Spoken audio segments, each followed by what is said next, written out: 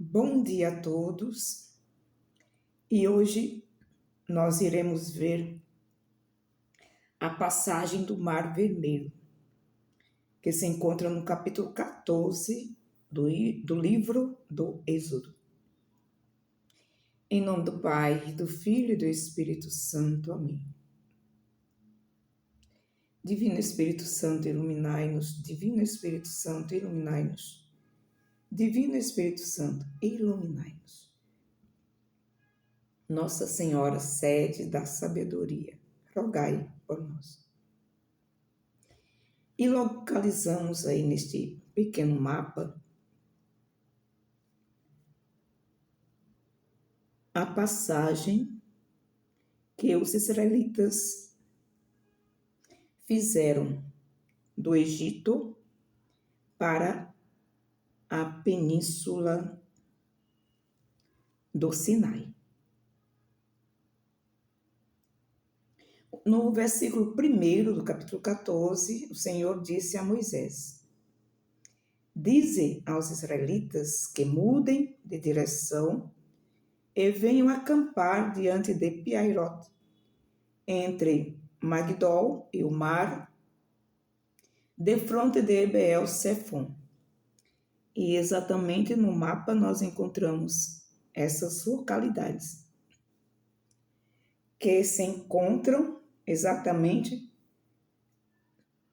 na parte mais estreita do Mar Vermelho.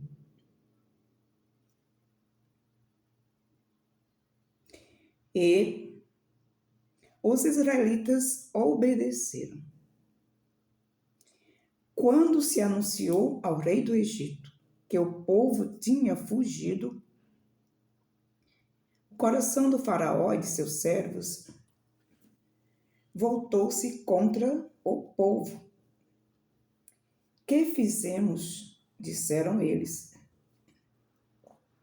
deixando partir Israel e renunciando assim ao seu serviço. O faraó mandou então preparar seu carro e levou com ele suas tropas. Escolheu 600 carros dos melhores e todos os carros egípcios com homens de guerra em cada um deles. E puseram-se a perseguir os israelitas e os alcançaram em seu acampamento à beira do mar. Então, exatamente aí nessa localidade que encontramos neste mapa, os israelitas foram perseguidos pelo faraó e seu povo. Então, os israelitas, tomados de espanto, invocaram o Senhor, clamando em alta voz. Quer dizer, eles viram que estava bem próximo deles o faraó com todo o seu exército, e com medo gritaram e disseram a Moisés: Não havia, porventura, túmulos no Egito para que nos conduzisses a morrer no deserto? Por que nos fizeste isso, tirando-nos do Egito? Nós te dizíamos no Egito: deixa-nos servir os egípcios. É melhor ser escravos dos egípcios do que morrer no deserto. Então, a gente percebe aí que esse clamor do povo é mais uma reclamação, uma indignação contra Moisés e até mesmo contra Deus. Eles preferiam continuar sendo escravos, mas que tivessem seguro o que comer.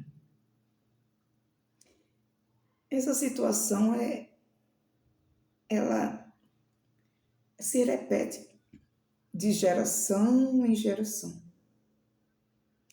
Porque quando a fé é abalada, se quer apegar a tudo menos na vontade e na verdade que é Deus.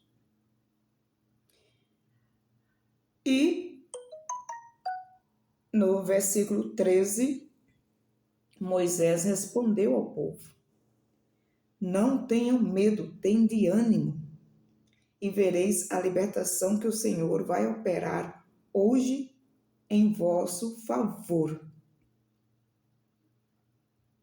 E Moisés, no seu colóquio com Deus, escutou o Senhor dizer a ele: dize aos filhos de Israel que se ponham a caminho.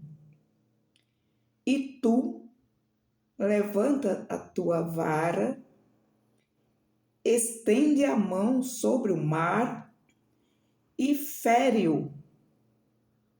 Fere o mar com essa vara, para que os israelitas possam atravessar a pé enxuto. Apesar de nós identificarmos no mapa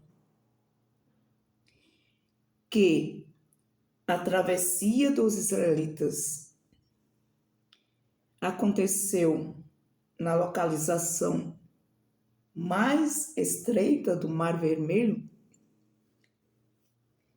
isso não significa que foi um grande prodígio realizado pelo Senhor. Nós sabemos que o mapa ele é reduzido numa proporção imensamente menor do que o tamanho original. Então, como se fosse apresentado uma espécie de gargalo do Mar Vermelho, era diante deles, tanto dos israelitas como dos egípcios que o perseguiam, um mar imenso. E o Senhor continua dizendo no versículo 18 que os egípcios saberão que eu sou o Senhor quando tiver alcançado esse glorioso triunfo sobre o faraó, seus carros e seus cavaleiros.